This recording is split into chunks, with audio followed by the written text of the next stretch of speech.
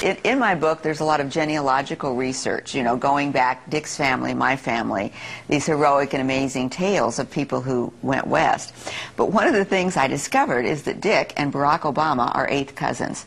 What? Is that an amazing thing? Yes, if you go back 8 generations, really? They have a common ancestor. These spiritual beings have been ruling this planet through very specific bloodlines, who long ago swore allegiance to these beings in exchange for wealth and power over the human race. In preparing the whole world for the ultimate spiritual deception, these evil entities have planned. These bloodlines are literally able to be traced by genealogists all the way back to ancient Sumer and Babylonia, and these human familiars or pets of the demonic angels have worshipped Satan and his minions under many forms from the time of Sumer right up to our present day. So there were new beings planted in the garden. Primarily, they had been created to function as sources of food for the collection of gods that had been possessed by evil. Secondarily, they were to be used as physical vessels to be possessed by the gods. Once possessed, they would be used to carry out evil's plan to spread death and destruction on earth. Incest was practiced by ancient Egyptian royalty. Mothers married sons and brothers married sisters to keep the power and the money all in the family. Like their pharaonic ancestors, the British monarchy have a long history of incestuous inbreeding.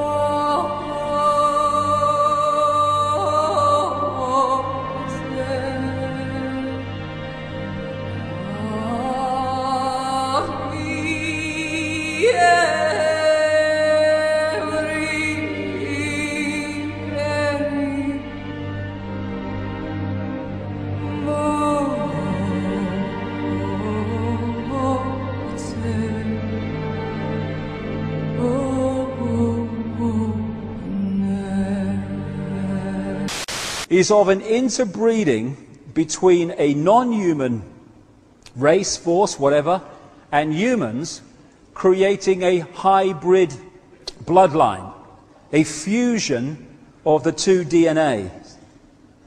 Even in Genesis, we have one version of this, but you find this all over the world, in every culture. As the Bible says in Genesis, there were giants on the earth in those days, or in the earth, as it puts it, and also after that, where the sons of God came in unto the daughters of men, and they bare children to them. The same became mighty men which were of old, men of renown. These hybrid bloodlines, this interbreeding, produced the kings and queens and the elite royal families of the ancient world, where they claim their right, their genetic right to be the king or the queen or the leader because of their connection to the gods. And all over the world you find this. And what do we have today? We have the queen as head of state of this country purely because of her DNA. In Sumer you find the same. Sumer, which became Babylon, which became Iraq, has ancient texts and tablets which describe the same recurring global story of this interbreeding to create this hybrid race. The hybrid race became known as the demigods, part human, part God, because of this interbreeding connection. This hybrid bloodline went off across the world, up into Northern Europe. It became the power behind the Roman Empire and the creation of the Roman Church, which became, of course, global Christianity.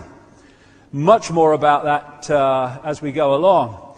And everywhere it went, it became the royal bloodline, the elite bloodline, the one that became the leaders and the kings and the queens, and also the people in charge behind the scenes. And it interbred with other such bloodlines in Northern Europe to become the royal families and aristocratic families of Europe. And so today, these hybrid bloodlines are known as the Illuminati, the illuminated ones, and they're the ones that control the transnational corporations, governments, the banking system, the whole shebang that dictates and controls the direction of society. Many of the United States presidents have blood relations with each other. The Bush lineage has blood ties to a great number of former presidents. George Washington, Millard Fillmore, Franklin Pierce, Abraham Lincoln, Ulysses Grant, Rutherford Hayes, James Garfield, Grover Cleveland, Teddy Roosevelt, William Taft, Calvin Coolidge, Herbert Hoover, Franklin Roosevelt, Richard Nixon, and Gerald Ford.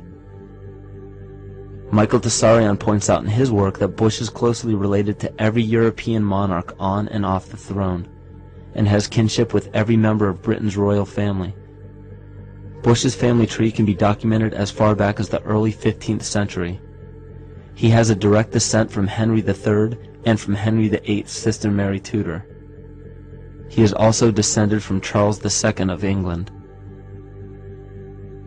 And we also find that George W. Bush is a direct descendant of Godfrey the Bullion. Godfrey was the first king of Jerusalem after he recaptured it from the Saracens, which was the name for the Islamic faith during the Middle Ages. It is interesting to note that the current occupation of the United States in the Middle East was re-established by the same family, George Bush Sr. in 1991, and again by George Bush Jr. in 2003. George Bush Jr. is then found to be a cousin to both opposing candidates of his 2 terms in office, Al Gore and John Kerry. Democratic President Barack Obama also has blood ties with George W. Bush, as well as Gerald Ford, Lyndon Johnson, Harry Truman, James Madison, and the British Prime Minister Sir Winston Churchill. On the opposing side of the 2008 presidential ballot, John McCain is descended from Robert the Bruce, King William I of Scotland, and also Godfrey the Bullion. Let me take you through this, branch by branch.